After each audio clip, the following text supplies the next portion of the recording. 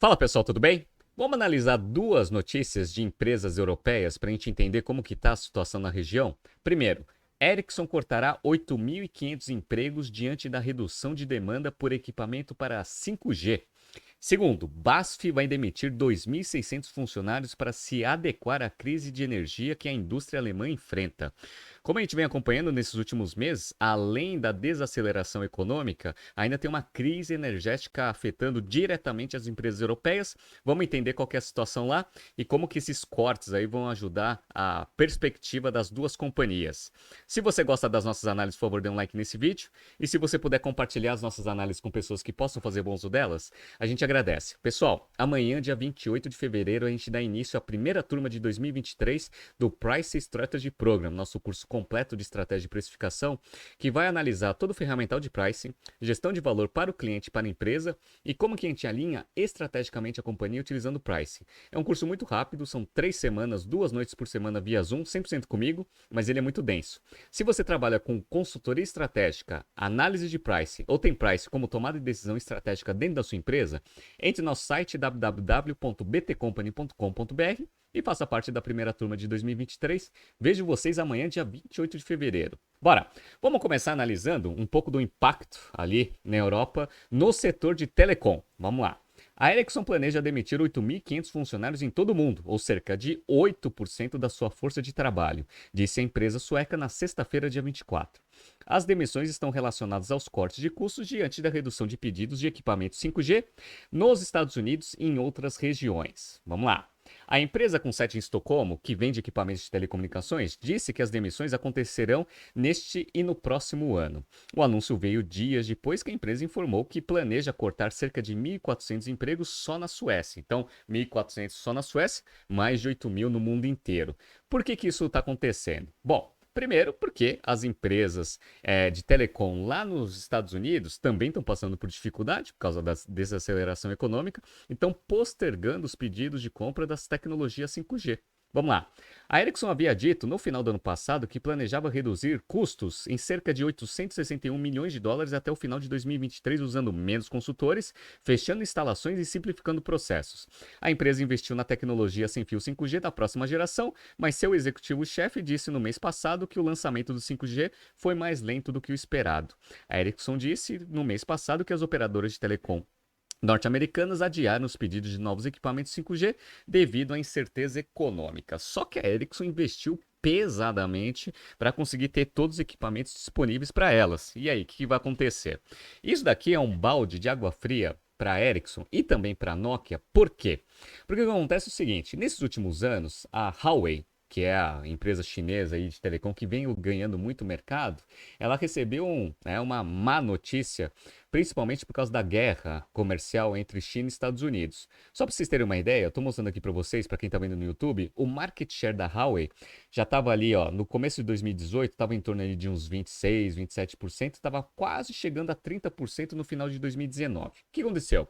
Começou a ter aquele monte de boato que os equipamentos da Huawei tinham problema de segurança, etc. E aí foi formado um grande lobby para as empresas de telecom começarem a priorizar a compra de equipamentos 5G de empresas europeias ou de outras empresas que não sejam empresas chinesas. E aí o que aconteceu? Para vocês, né, que estão olhando aqui no YouTube, estão vendo aqui que a participação de mercado em relação aqui aos principais concorrentes da Huawei veio caindo bastante, tá vendo? Tá? Só que qual que foi o problema? O problema é o seguinte, ó, para quem está vendo aqui, ó, a Nokia, ela estava tendo uma perda de market share muito grande e a Ericsson estava andando de lado.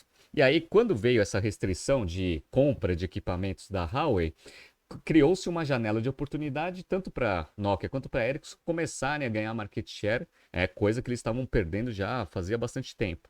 Só que agora veio a crise, e aí a crise está fazendo as empresas de telecom postergarem esses pedidos. Então, a Ericsson, que tinha uma perspectiva positiva a partir desse problema comercial entre China e Estados Unidos, agora, né, vai ter que esperar aí a economia voltar aos trilhos para as empresas de telecom colocarem os pedidos e eventualmente ela começar a ganhar participação de novo. Vamos ver o que vai acontecer. Mas vamos pegar aqui os resultados de 2022, só para vocês verem que 2022 não foi um ano muito bom para a Ericsson. Então vamos lá.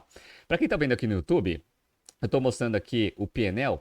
O PNL aqui está em coroas suecas, né? Então você divide por 10 e aí você chega ali a um valor aproximado em dólar, tá?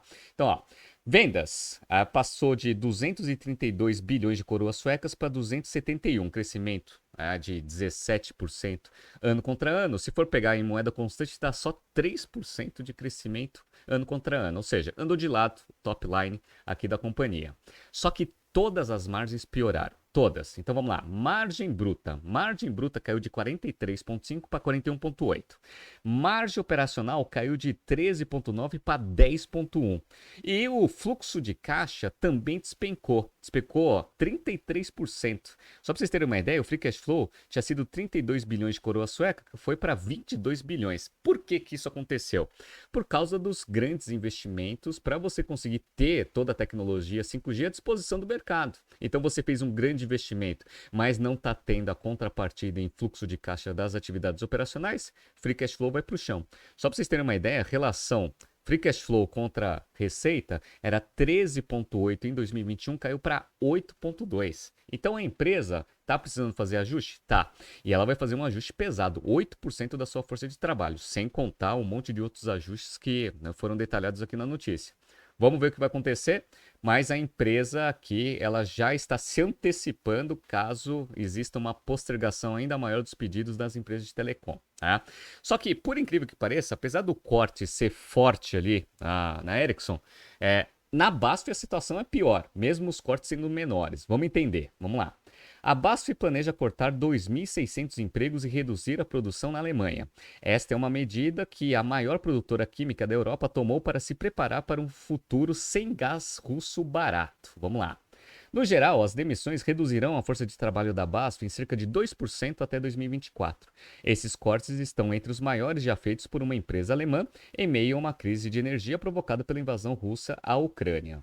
A empresa vai fechar várias fábricas de uso intensivo de energia, incluindo 2 fábricas de amônia e instalações de fertilizante, resultando em 700 cortes de emprego em sua principal unidade na Alemanha. A conta de gás da empresa aumentou 2,2 bilhões de euros, pessoal, no ano passado, mesmo com uma queda de 35% no consumo. O que aconteceu? O gás natural disparou por causa da guerra, né? A BASF informou anteriormente que visa cortes anuais de custos de 500 milhões de euros, já que não espera que os preços do gás voltem aos níveis anteriores à guerra. Eu vou mostrar para vocês um gráfico aqui que eu peguei aqui de uma empresa especializada em análise de commodities, que mostra o seguinte, né? Para quem está vendo aqui no YouTube, primeiro, né, a razão pela qual o custo do gás aumentou 2,2 bilhões, a conta de luz ali, conta de energia da BASF, né? Estão vendo aqui que em 2022 o preço do gás aqui explodiu, né? Tava em torno de 4 dólares por unidade métrica aqui, ó. Foi para quase 9 dólares. Então, o negócio quase que mais do que duplicou. Então, o custo, obviamente, da matéria-prima principal aumentou bastante, consequentemente, aquele aumento que eu mostrei para vocês. No entanto, essa consultoria aqui está mostrando que a perspectiva para 2023 é que esse preço fique em torno aqui de 5 dólares a unidade. 5 dólares a unidade é um pouquinho pior ali do que dos 4 ali que era no início de 2022, mas também não era o desastre do preço médio de 2022. Ou seja, né, a BASF ela está com um cenário bem pessimista. Então ela está fazendo ajustes como esse cenário pessimista. Eventualmente, se o cenário se desenhar da forma que essa consultoria está projetando o preço do gás, o resultado vai ser muito bom. Vamos ver o que vai acontecer, né? Então vamos lá. A BASF ajuda. Esse trecho aqui da notícia só para mostrar para vocês como a BASF foi muito afetada por causa da guerra. Vamos lá. A BASF ajudou a financiar a construção de ambos os gasodutos Nord Stream por meio da sua subsidiária Wintershall Dea.